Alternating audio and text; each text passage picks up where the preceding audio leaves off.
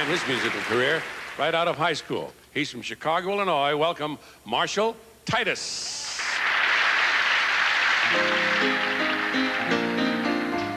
I can't cover my feelings in the name of love, or play it safe for a while. That was easy. And if living for myself is what I'm guilty of, go on and sentence me, I'll still be free. It's my turn to see what I can see. I hope you'll understand that this time's just for me, because it's my turn. If I don't have all the answers, well, at least I know I'll take my share of chances. 'Cause there ain't no use in holding on when nothing stays the same. So I'll let it rain, 'cause the rain ain't gonna hurt me. And I'll let you go, though I know it won't be. It's my turn.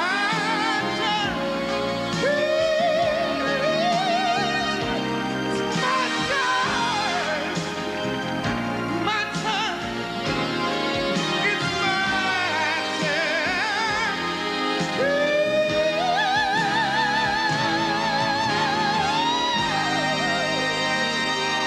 My turn. Thank you, Marshall. Two exciting performances. Both challenges tonight. Judges need to give us the champion. Andrew Lindquist receives 2 stars. Marshall Titus receives 3.5 stars. Marshall Titus, our new champion. Congratulations, Marshall, our brand new champion. We'll see you next week.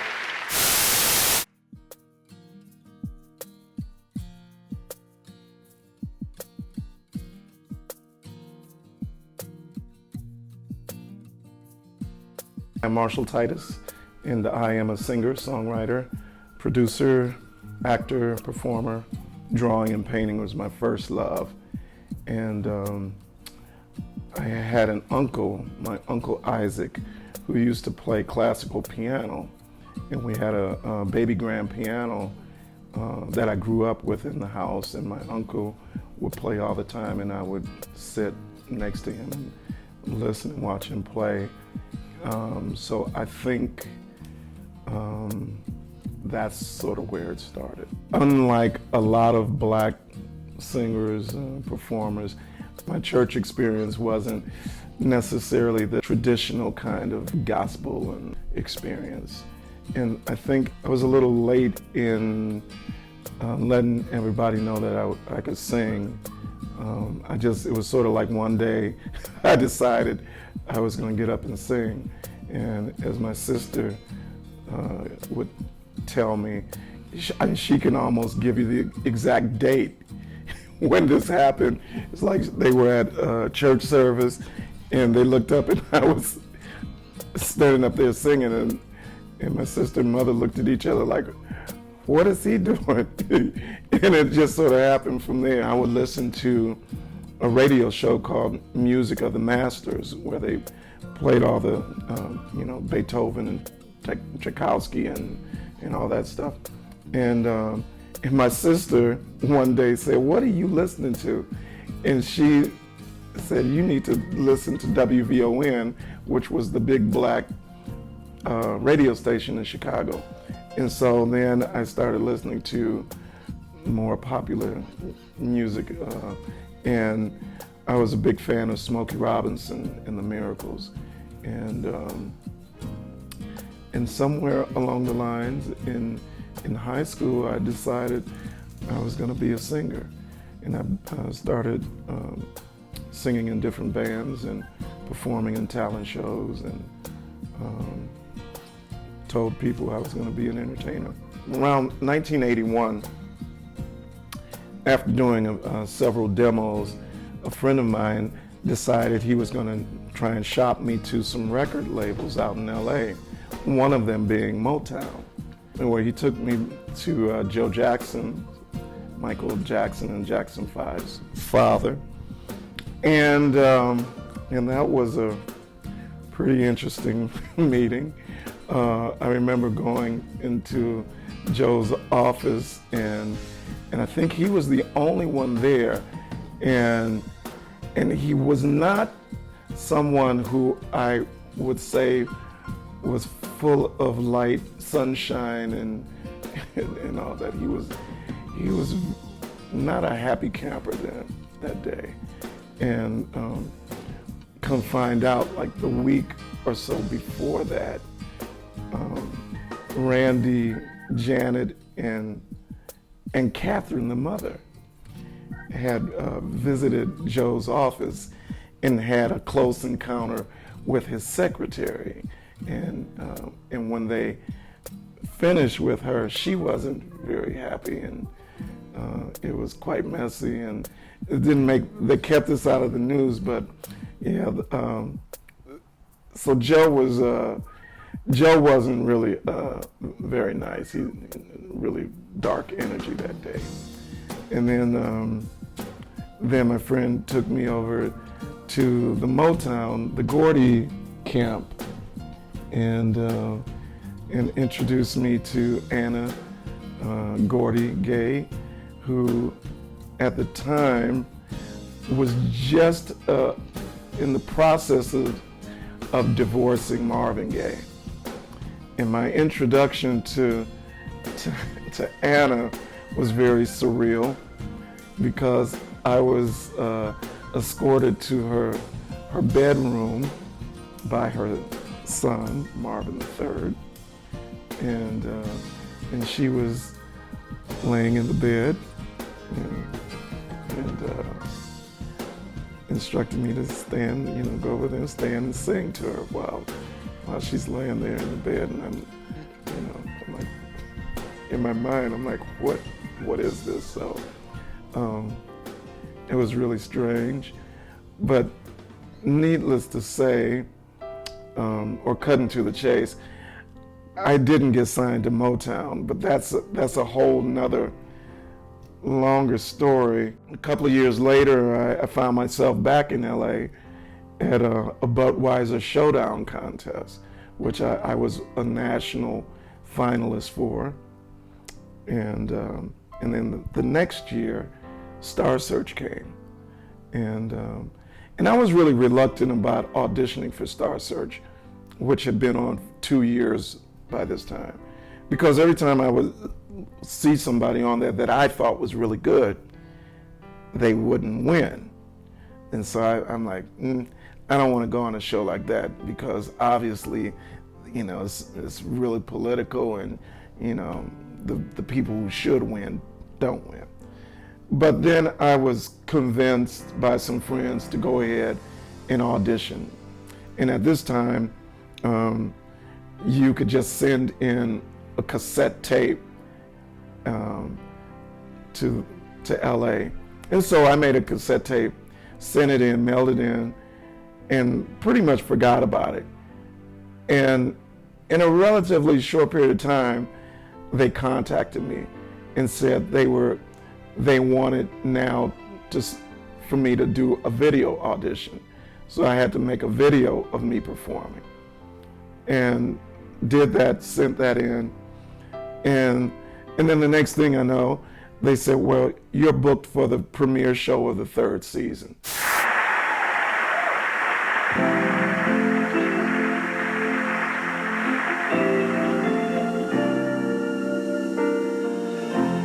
Must have been cold in my shadow to never feel sunlight on your face. You were content to let me shine. You always walked a step behind.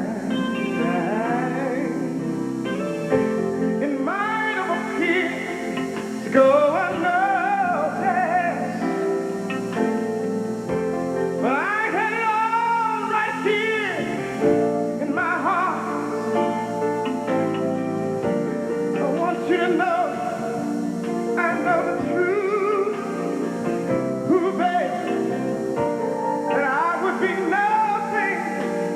like you?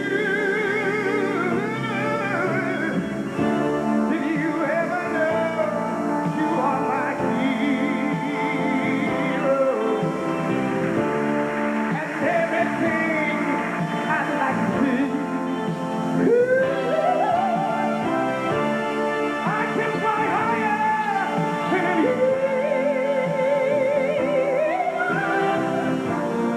You and the wind, with you and the wind, with you and the wind beneath my wings. You are the wind beneath my wings.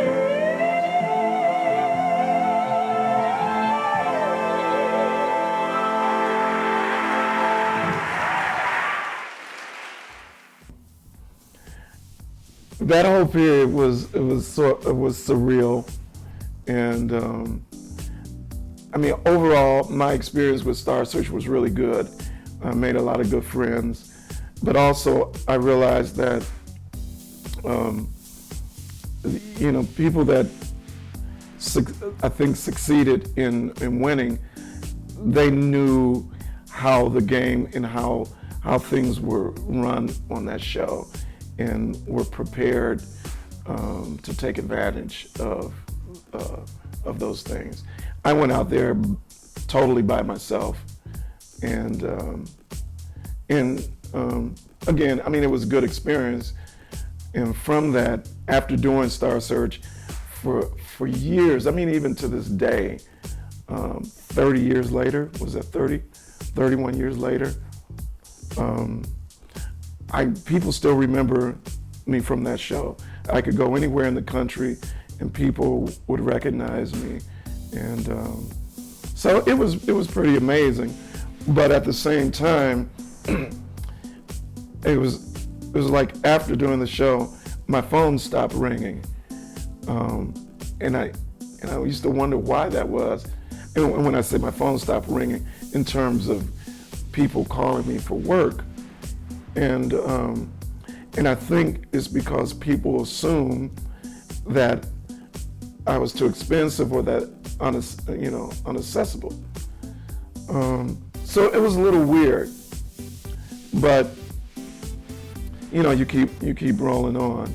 And after I did the Star Search, I was asked to sing the theme song for a French film and appear in the French film, the English title, Death on a Rainy Sunday. And so my first European trip was to Paris to record with composer, producer Vladimir Cosma. And I did 3 songs for the soundtrack of Death on a Rainy Sunday. And then we filmed in Geneva, Switzerland. I'll walk away, I'll start a new day. This time I'll say, there's a way to keep you inside. I'll still go on, I'll sing a new song. I wanna keep your love.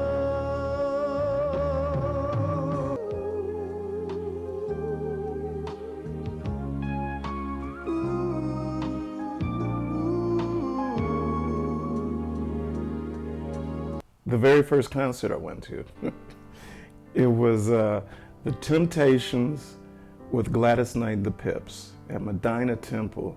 And this was at the time when Paul Williams had left the group. Paul, as some might not know, was one of the original Temptations, and soon after that died.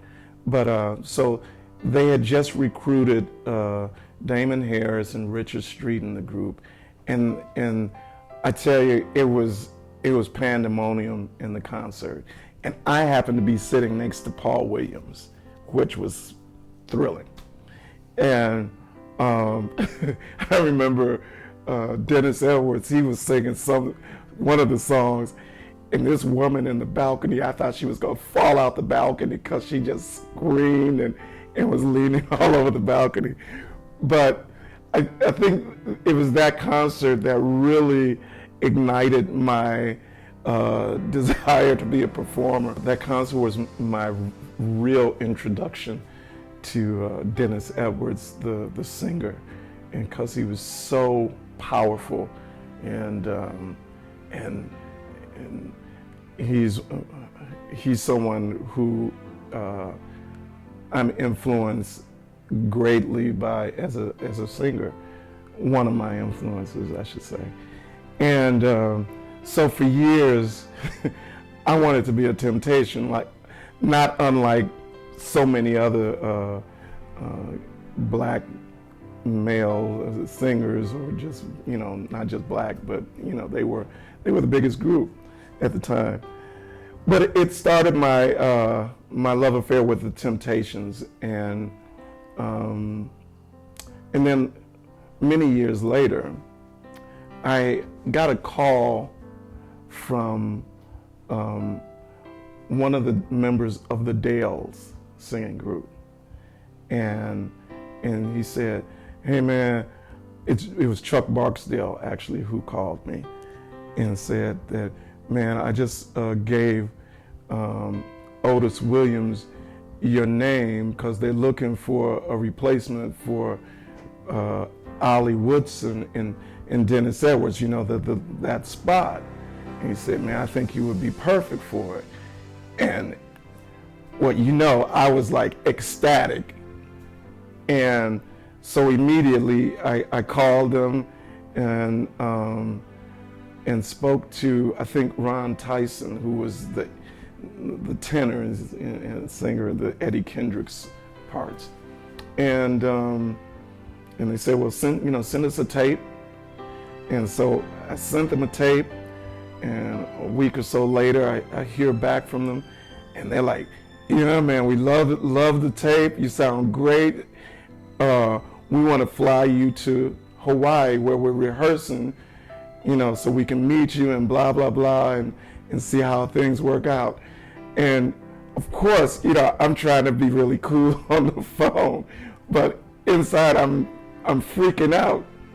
So, cause, you know, it's the Temptation. Here goes my big opportunity to become a Temptation. And so just in conversation, I said to Otis, "Otis, you know, we actually met a few years ago when I was in LA. We were backstage at the Solid Gold taping. You know, the big television show at the time was Solid Gold. And I had a friend named Tony Warren who was friends with Otis. And Tony, at this point, had died, and he died, unfortunately, of AIDS. And so I mentioned to Otis that I met him through Tony Warren backstage at the Solid Gold. And he said, oh, okay. And so we hung up the phone. And then a couple of days later, I get a call back from Ron Tyson. And Ron says, "Hey man, you know, I just need to ask you, are you gay?" I said, "What?" "Yeah, we need to know, are you gay? Because, you know, we all, you know, we traveled together and real close." I'm like, why would you ask that? And he said, "Because I mentioned my friend Tony who died of AIDS." And I was like really, really taken aback by this. And I said, "Well, whether I am or not, what does that have to do with me being able to do this job?" He said, "Well, man, you know, we just," and so I didn't cuss him out, but I didn't go to Hawaii. And obviously, I didn't become a Temptation. And, you know, at the time, I didn't I didn't know if I should try and make a thing out of this, but I let it go because it just wasn't worth it to me to, you know, try and make a big thing out of it. But I, of course, never forget it. And it changed my perception of the Temptations. But at the same time, I still, Dennis Edwards is an artist and a singer that I still, you know, love. And I had the opportunity to write, well, produce a couple of my songs on Dennis. And that was really surreal. Say it again, sing it for me. Don't start what you can't finish, 'cause in the end it's you's gonna lose. 'Cause in the end it's you who's gonna lose. And then this is what I want. Yeah. Don't. There we go. I got a couple of them, I think. Yeah, I know you do. Okay, let's, 'cause in the end, 'Cause in the end it's you's gonna lose. have to finish. I will always be only for you. Don't start what you can't finish. 'Cause in the end it's you's gonna lose.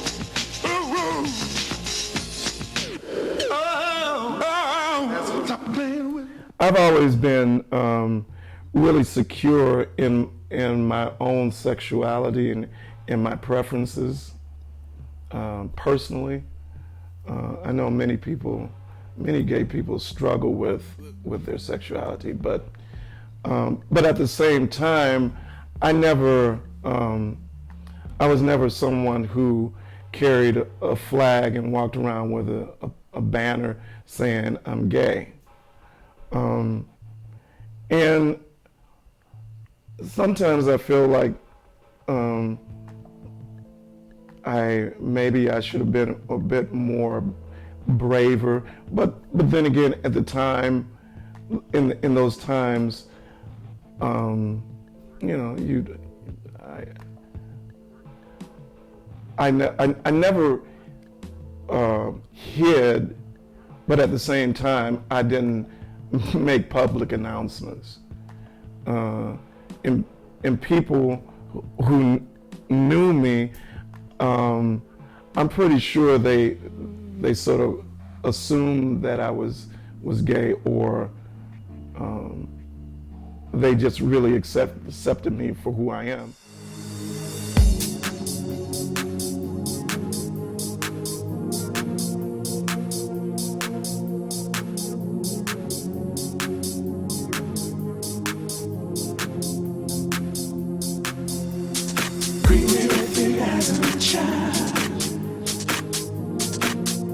My love is always telling me so. Heaven is a kiss and a smile.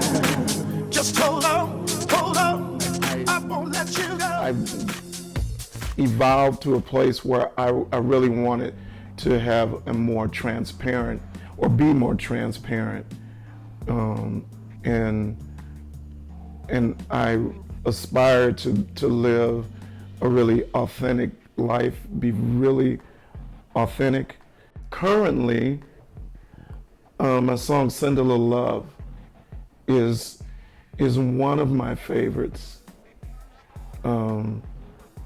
because in the manner in which it was written, maybe I might be jumping ahead of myself, but it's the first song that I wrote while living in Hamburg, and it's a song that I think resonates with people all over.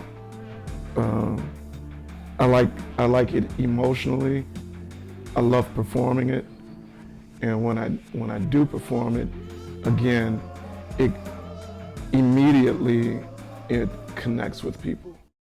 Send a little love my way. Send it to me right away.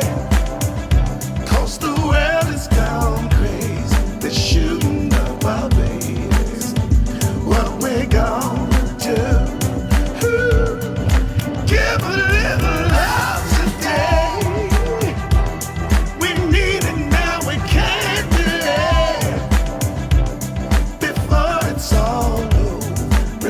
remember that I told you, give someone some love today. Yeah. Send a little love my way. Send it to me right away. 'Cause the world is gone crazy. They're shooting up our babies. What we gonna do? Give a little love today. We need it now, we can't delay. Before it's all over, remember that I told you, give someone some love today. Yeah. Send a little love my way.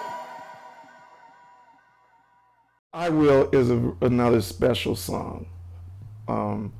It was written many years ago, and when I did a demo, the first demo I did of the song, I submitted it to Michael Jackson, because this was the time he was preparing for his Invincible album. It was leading up to Invincible, and obviously it didn't make it on there, but so and then I recorded the song on my birthday, a week after my mother's funeral. And so it's significant on that level. And then as a song, it's really a powerful song. And again, it's an anthem, and people connect and relate to it. We'll be brave. Lessons I learned on this walk of faith. Yeah. I will be strong.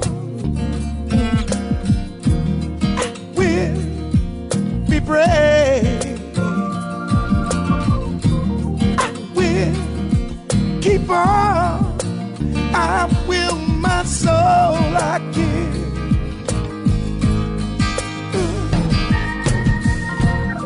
Everybody goes through changes. Isn't that what it's all about? Some things you have to learn the hard way. But why must it hurt so much? As a songwriter and as an artist, one of my desires is that my music matters, in that it can be a part of something that really touches people and moves people. And it's not just, music to wash dishes by.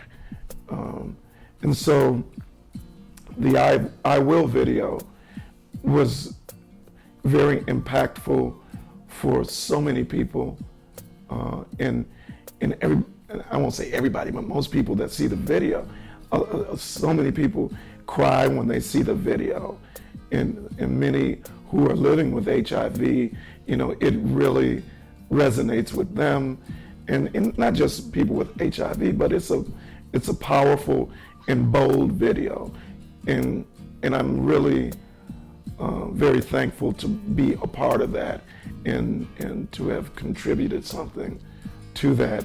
Another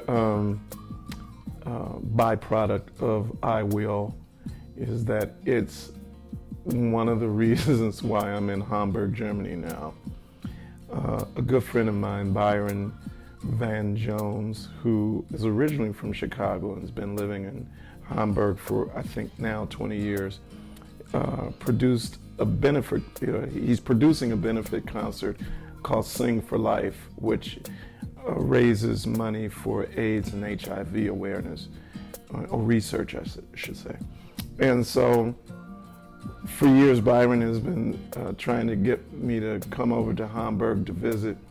And he gave me, sent me a message asking if he was able to get me to Hamburg, would I perform in the Sing for Life concert? And I said, of course, yeah. It was the I Will video that really inspired him to really pursue me to come there and sing at the concert, because he wanted me to sing it while the video was being played on a big movie screen. And so, yeah, the I Will video is very instrumental in me being in Hamburg now. I made a decision a long time ago that that this is what I'm doing. And I decided that I wasn't going to give myself, you know, people tell you, well, you need to have a A and a B, because if the A doesn't work, you have a B. I never gave myself a plan B because I just said, this is what I'm going to do. And yeah, I could have gone many other directions in terms of how, you know, having a job and going to school and blah, blah, blah. But I really am someone who follows my own, follow my own beat. And I'd rather struggle creating my own than struggle doing what someone else tells me to do. And so I'm okay with, for other people, or I guess when people, when they look at me or they think about my career and they say, wow, you've been doing that a long time. I mean, yeah, but the truth is, I'm doing exactly what I want to do.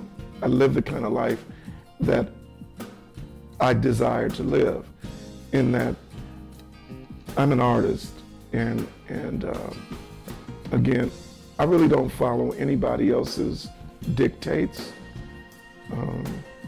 And my only desire is that I believe in even more stronger, or I need to be even more convinced in what I know to be true about myself.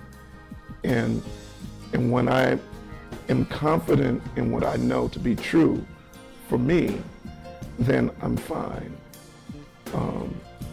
And it might appear to, you know, some other people looking at me on the outside that, ooh, you're crazy, or I don't know how you're gonna do that. It's not for anybody else to know, because it's my journey, and I know that, and I don't expect anybody else to walk in my shoes. And and I've never been someone who's chased after fame or money. That has never been a motivating factor for me. It is really the fulfillment of my own vision. And so it's not something that, you know, success, or people have defined success differently. For me, I am a success. I'm already successful, and I have always been successful. When I hear one of my songs, that's success. And I think my music, my songs, are a part of my legacy. And if I drop dead or leave this human experience right now, my music and my songs will live on. And so I think that people should refocus with their lives and work from the inside out as opposed to the outside in. And what I mean by that is, whatever it is in life that you want to do, dream about doing, have even the slightest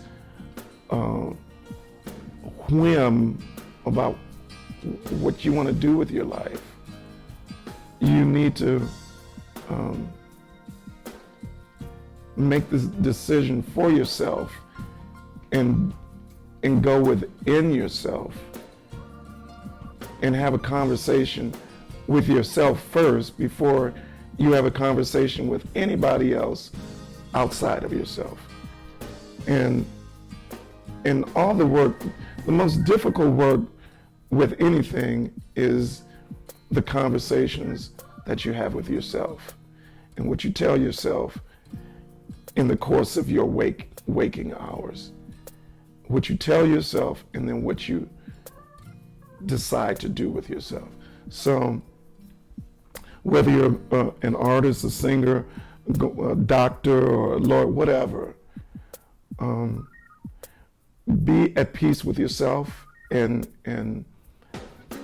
trust your inner voice, and spend most of your time, turn off your TVs and your phones and your devices for a little while, and be still and listen to yourself from the inside out. Tap Dancing on a Tightrope is a title for a still yet a book, coffee tabletop book or something that I want to create. But that is a phrase that I've had for many years now, and it is a metaphor for me of how to live life.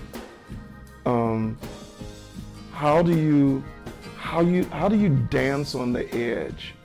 You know, a tightrope walker, you know, on the wire, how dangerous that is, and how you know, it means that you have to maintain your balance when there's no net below you, and that you really don't have a solid footing.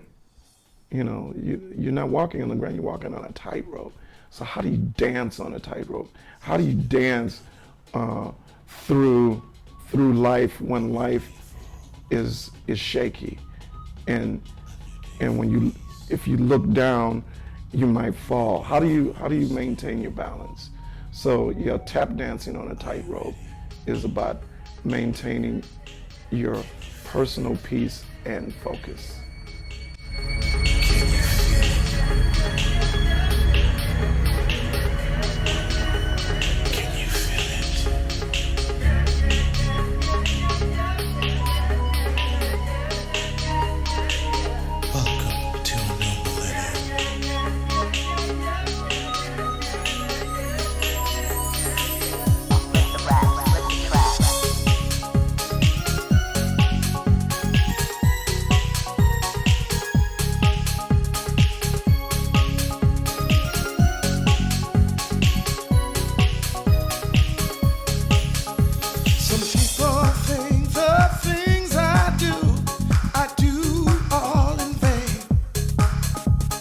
Wonder how I keep getting up when I'm knocked down.